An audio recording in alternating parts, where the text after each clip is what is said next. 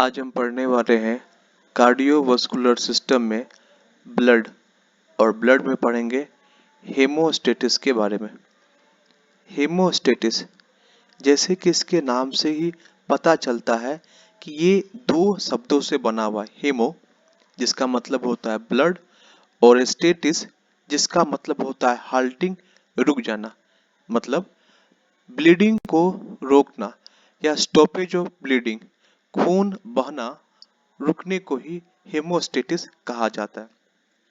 हेमोस्टेटिस एक series of reactions है जो तब स्टार्ट होता है जब आपका ब्लड वेसल्स डैमेज हो जाता है। और हेमोस्टेटिस फास्ट, लोकलाइज और बहुत ही केयरफुली कंट्रोल इवेंट है। फास्ट मतलब तुरंत होने वाला है। जैसे ही आपका कोई ब्लड वेसल्स इंजर्ड होता है, वहां से खून बहने लगता है, तो तुरंत हेमोस्टेटिस मतलब कि एक सीक्वेंस की तरह रिएक्शंस होते हैं, सीरीज रिएक्शंस होते हैं और तुरंत वो फॉलो होते हैं ताकि ब्लड का रुकना बंद हो जाए। इसलिए ये बहुत ही फास्ट होता है। लोकलाइज करने का मतलब हुआ कि जहां पर कहीं पे ब्लीडिंग हो रहा है, सिर्फ वहां पर ही ब्लड को बहने से ये रोकेगा और बॉडी में दूसरी जगह कहीं पर भी नहीं होगा।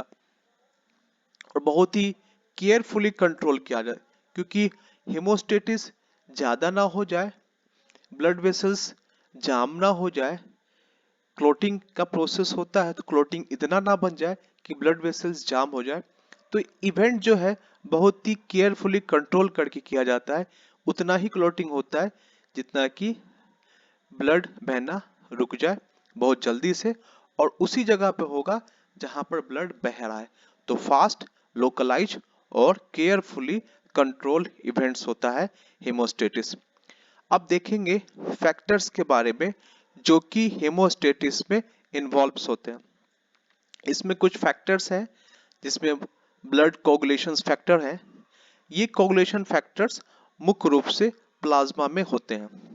इसके साथ साथ प्लेटलेट से निकलने वाले कुछ सब्सटेंस और इंजर्ड टिश्यू से निकलने वाले कुछ सब्सटेंस भी इन्वॉल्व होते हैं हेमोस्टेटिस प्रोसेस में, मतलब ब्लड को रोकने में। यदि हम बात करें फेजेस या फिर स्टेप की हेमोस्टेटिस में, तो इसमें मुख्य रूप से 3 स्टेप्स देखे जाते हैं। पहले स्टेप को कहते हैं वस्कुलर स्पास्म, जिसमें वेसो कंस्ट्रिक्शन होता है, ब्लड वेसल्स में कंस्ट्रिक्शन होता है, सिकुड़न होता है ब्लड वेसल्स में ताकि ब्लड बहना रुक जाए। दूसरा स्टेप होता है प्लेटलेट्स प्लग फॉर्मेशंस, जिसमें कि प्लेटलेट्स एक दूसरे से चिपक कर एक बहुत ही बड़ा सा मास बनाते हैं ताकि ब्लड बहने में कमी हो जाए, ब्लड बहना रुक जाए। तो वस्कुलर स्पास्म के बाद प्लेटलेट्स का वहां पे जमावड़ा होता है, उसके कहते हैं प्लेटलेट्स का प्लग फॉर्मेशन। और तीसरा प्रोसेस है कोगुलेशन, जिसमें हम देखेंगे फिब्रिन मॉलिक्यूल्स जो है वो बनता है, उसके बारे में भी चर्चा करेंगे। और फिब्रिन मॉलिक्यूल्स के कारण थोड़ा सा स्टिकनेस भी आता है उस जगह पर। तो इन सब चीजों की हम लोग चर्चा करते हुए चलेंगे। तो देखते हैं वस्कुलर स्पास्म के बारे में। ये हम एक 3 प्रोसेस को इस तरीके से भी समझ सकते हैं कि पहला वस्कुलर स्पास्म को समझते हैं।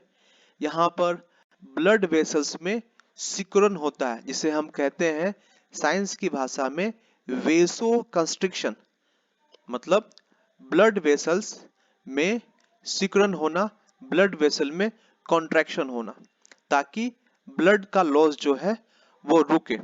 ये प्रोसेस बहुत इंपॉर्टेंट है हेमोस्टेटिस का और फास्ट भी है, क्योंकि हम जानते हैं कि कुछ ही मिनट में यदि हेमोस्टेटिस प्रोसेस ना हो तो यदि छोटा सा भी कट हमारे शरीर पे लग जाता है और ये प्रोसेस होना, जिसमें वस्कुलर स्पास्म और प्लेटलेट्स प्लग फॉर्मेशन और ब्लड क्लॉटिंग तीनों रूप हो रहा है, ये हेमोस्टेटिस का कोई प्रोसेस ना हो तो क्या होगा?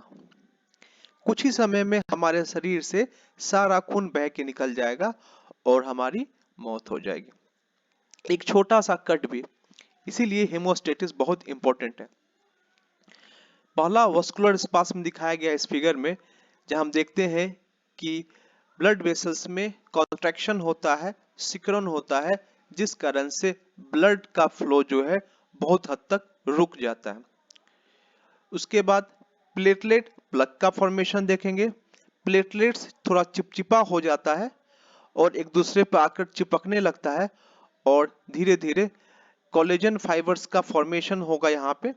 और ब्लड क्लॉटिंग में देखेंगे कि फिब्रिन का एक लेयर बनता है, एक थ्रेड लाइक स्ट्रक्चर बनता है, एक जेलिनुमा स्ट्रक्चर बनता है, जिसमें WBC, RBC ये सब ट्रैप हो जाते हैं ताकि ये बाहर ना जा पाए, जिसे हम ब्लड क्लॉटिंग कहते हैं। तो इन तीन प्रोसेस को मिला के हेमोस्टेटिस होता है। हेमोस्टेटिस में सबसे पहले पढ़ते हैं वस्कुलर स्पास्म के बारे में। वस्कुलर स्पास्म को कहते हैं vasoconstriction of damage blood vessels. मतलब जो ब्लड वेसल्स डैमेज हो गया है, जहां से ब्लड बाहर जाना स्टार्ट हो गया है, उसमें कॉन्स्ट्रक्शन होना, उसमें सिकुड़न होना, जिसे हम वेसो कंस्ट्रक्शन कहते हैं साइंस की भाषा में। कौन कौन से फैक्टर हैं जो वस्कुलर स्पास्म कराता है या वेसो कंस्ट्रिक्शन कॉज करता है? तो इसमें पहला फैक्टर्स के बारे में चर्चा होगी, direct injury to the vascular smooth muscles. जैसे ही ब्लड वेसल्स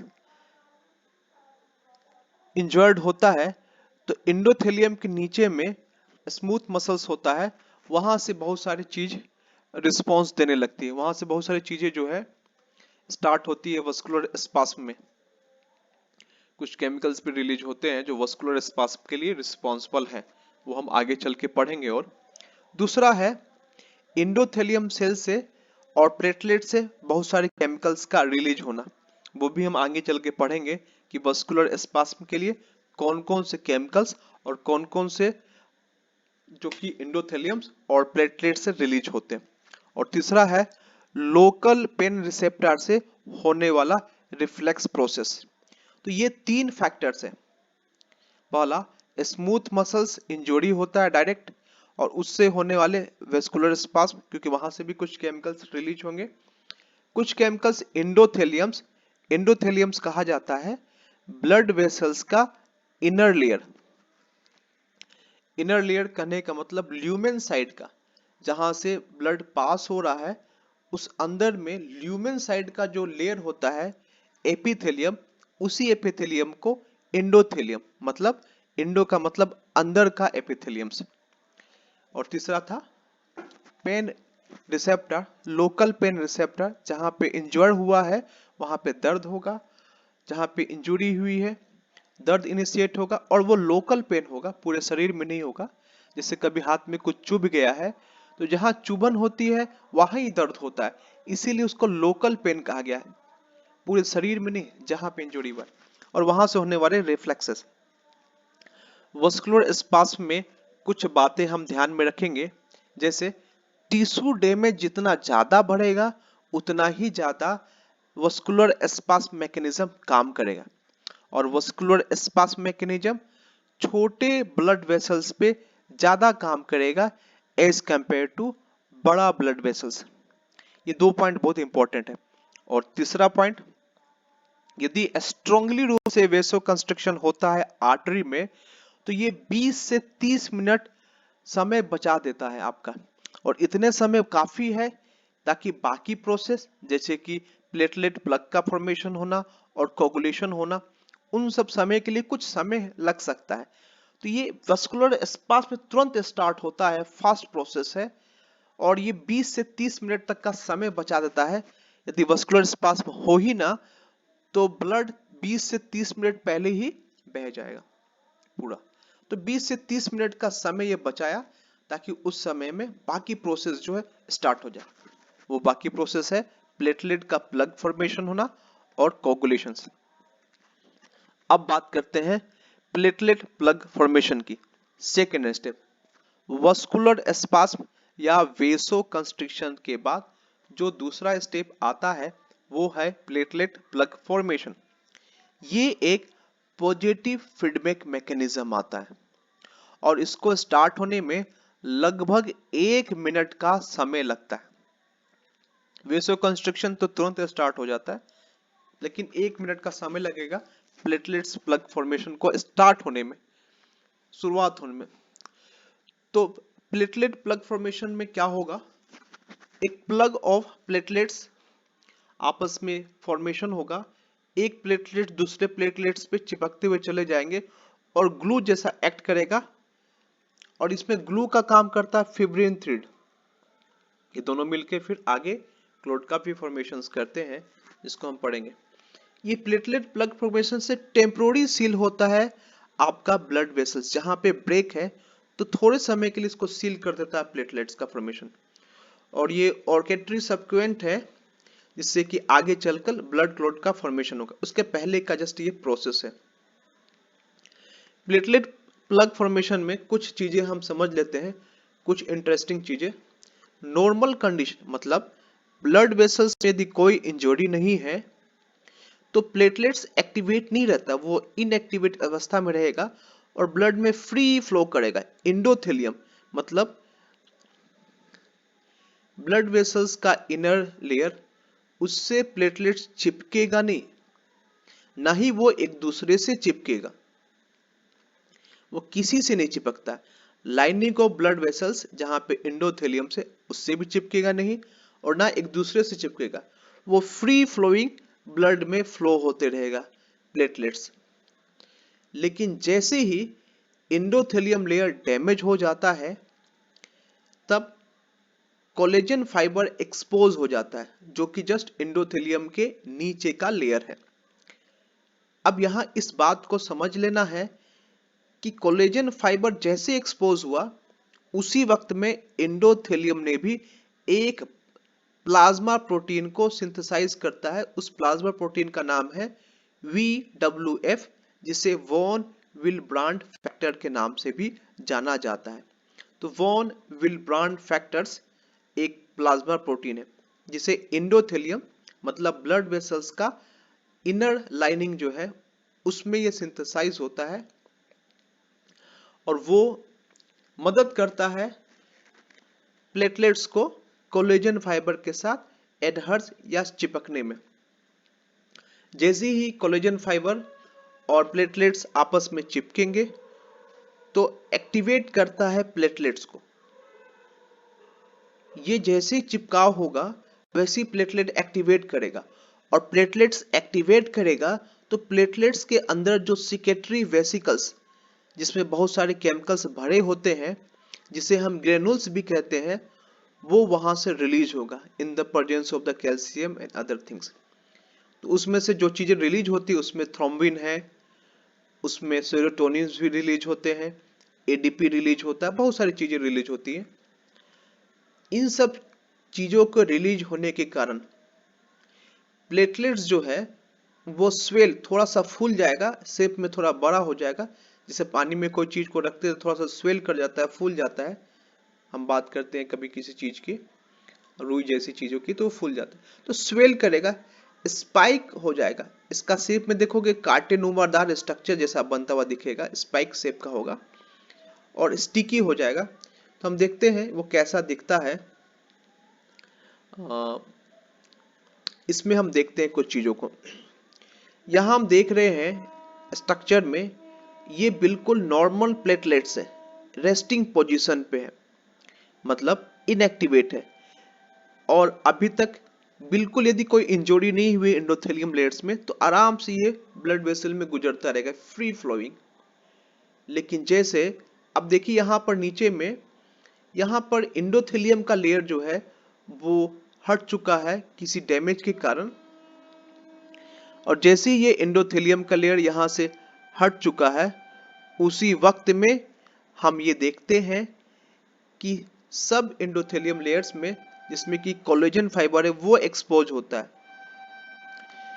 ये सब एंडोथेलियम एक्सपोज होता हुआ दिखता है, और जैसे ही ये सब एंडोथेलियम एक्सपोज होता है तो एपिथेलियम, मतलब ये जो एपिथेलियम थोड़ा साइड में आपको दिखता होगा, स्क्वायर शेप का एपिथेलियम, और इधर भी इस कॉर्नर पे भी राइट और लेफ्ट कॉर्नर में थोड़ा सा एपिथेलियम बचा हुआ है। इस एपिथेलियम ने VWF जिसे कहते हैं वॉन विल्ब्रांड फैक्टर। हम इस फिगर में भी देख सकते हैं कि यहाँ पर एपिथेलियम का, जिसे हम एंडोथेलियम कहते हैं, यहाँ लेयर दिखाया गया है। बीच में थोड़ा सा एंडोथेलियम का लेयर हट चुका है और नीचे में कोलेजन फाइबर जो है वो एक्सपोज हो गया है। तो ये एपिथेलियम या कहें एंडोथेलियम, क्योंकि अंदर का एपिथेलियम है। तो एंडोथेलियम इसने ही एक लंबा सा प्रोटीन बनाया है जो कि प्लाज्मा प्रोटीन है, प्लाज्मा में होगा, ये प्लाज्मा में फ्लो करेगा। इस प्लाज्मा प्रोटीन का नाम है वॉन विल्ब्रांड फैक्टर और इसकी मदद से ही प्लेटलेट्स कोलेजन फाइबर के साथ अटैच होता है। तो देखते हैं पीछे वाली फोटो में, यहाँ पे VWF एक प्लाज्मा प्रोटीन है और इसकी मदद से ही कोलेजन फाइबर के साथ अटैच होता हुआ ये दिखता है एक्स्ट्रा सेलुलर मैट्रिक्स में। तो ये दोनों एडहर्स हुआ, तब जैसे ही एडहर्स होता है वैसे ही प्लेटलेट्स एक्टिवेट हो जाता है। इस पे बहुत सारे रिसेप्टर्स के बारे में चर्चा की गई है।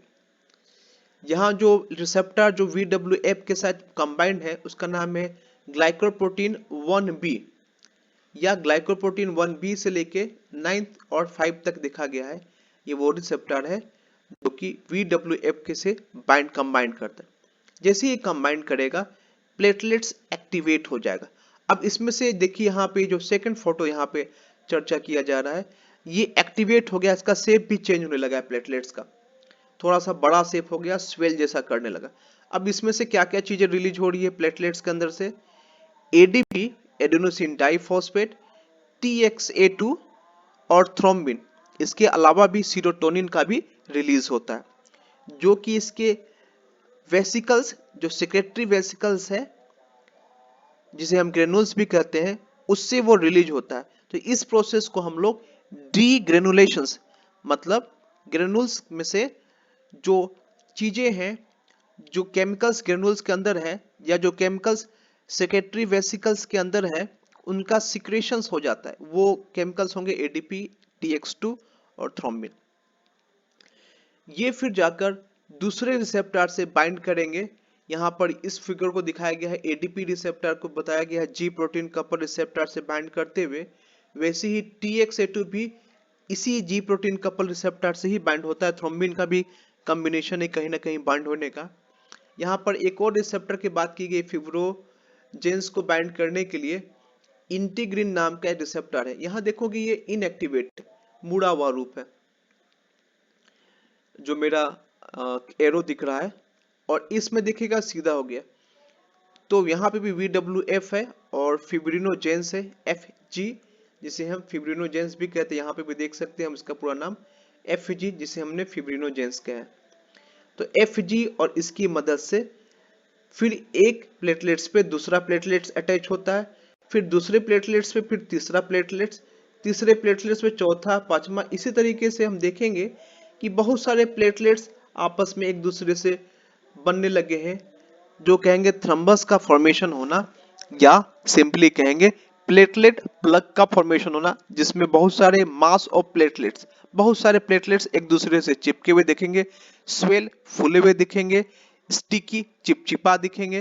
पहले चिपचिपे नहीं रहते हैं, फ्री फ्लोइंग होते हैं, तो अब चिपचिपा हो जाएंगे, स्वेल हो जाएंगे, और स्पाइक मतलब कि कुछ कार्टिनोमर स्ट्रक्चर दिखेगा। यहाँ देखोगे इसमें कोई सिंपल सा स्ट्रक्चर है प्लेटलेट्स का, लेकिन यहाँ कार्टिनोमर देखोगे स्पाइक जैसा निकला हुआ दिखेगा प्लेटलेट्स में, तो स्ट्रक्चर बिल्कुल चेंज हो गया। इसी तरीके से प्लेटलेट्स के प्लग का फॉर्मेशन होगा।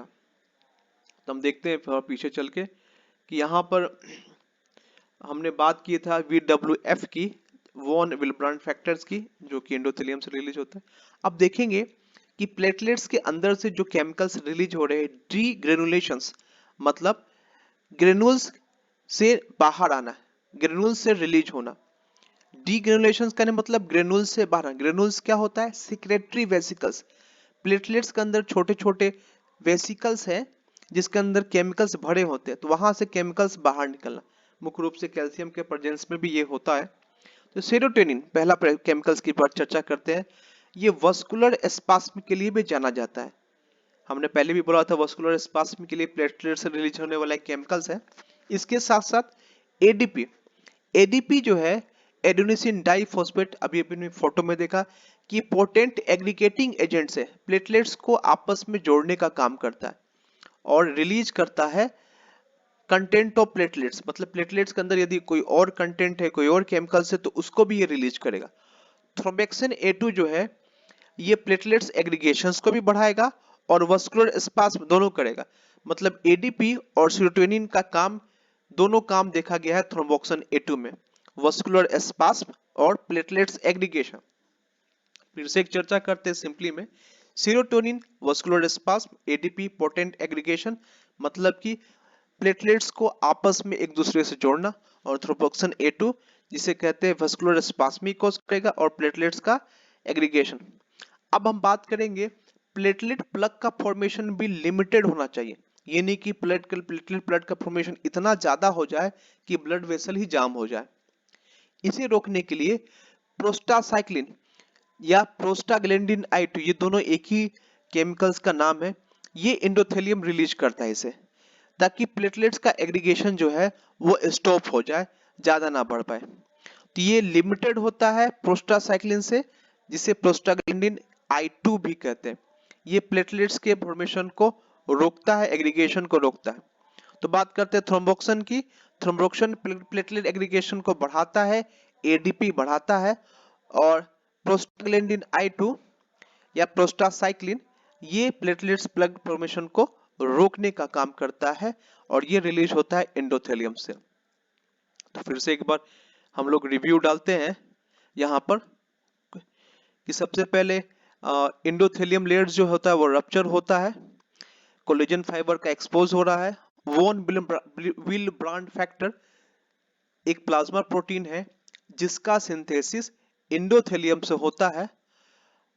अब इसके कारण हम देखेंगे कि प्लेटलेट्स जो है वो एक्टिवेट होता है, प्लेटलेट्स कोलेजन फाइबर से चिपकता है with the help of the von Willebrand factor से। यहां भी देख सकते हैं वॉन विलब्रांड फैक्टर जिसे VWF से हमने इंडिकेट किया है, और ECM का मतलब होता है एक्स्ट्रा सेलुलर मैट्रिक्स, FG का मतलब है फिब्रिनोजेंस। ठीक है, तो हम चलते हैं फिर से यहाँ स्लाइड्स पे। फिब्रिनोजेंस यहाँ पर है और VWF यहाँ पे। तो जैसे ही एक्टिवेट हुआ इसके अंदर से बहुत सारे केमिकल्स निकलने लगे होंगे, सेकंड फोटो में आप देख सकते हो बहुत सारे केमिकल्स निकले होंगे। ये केमिकल्स ADP, TX2, थ्रोम्बिन भी है, सीरोटोनिन भी है, जिस कारण से वस्कुलर स्पास्म तो होता ही है, और यहाँ पर मुख्य रूप से होगा प्लेटलेट्स का एग्रीगेशन। यहाँ पे सीरोटोनिन का रोल नहीं दिखाया गया है, सीरोटोनिन रिलीज जरूर होता है प्लेटलेट से, लेकिन उसका रोल है वस्कुलर स्पास्म में। इस फिगर में ADP और TXA2 का रोल दिखाया गया है प्लेटलेट्स के एग्रीगेशन में, या थ्रोम्बिन का भी रोल दिखाया गया है प्लेटलेट्स एग्रीगेशंस में। तो ये आपस में प्लेटलेट्स, एक प्लेट्स में दो प्लेटलेट्स, फिर तीसरा प्लेटलेट्स, फिर चौथा, पांचवा। तो यहाँ देखो कि 1 2 3 4 5 5 प्लेटलेट्स जो है लगभग एक दूसरे से चिपकते हुए दिखते होंगे, और प्लेटलेट्स प्लग फॉर्मेशन होता है। तो हमने अभी पढ़ा प्लेटलेट्स प्लग फॉर्मेशन। आगे पढ़ेंगे हम लोग कोगुलेशंस के बारे में, जो कि हेमोस्टेसिस का तीसरा फॉर्मेशन है, तीसरा स्टेप है, जिसमें कि फिब्रिन का सिंथेसिस होता है। इसके लिए पहले थोड़ा सा विश्राम ले लेते हैं।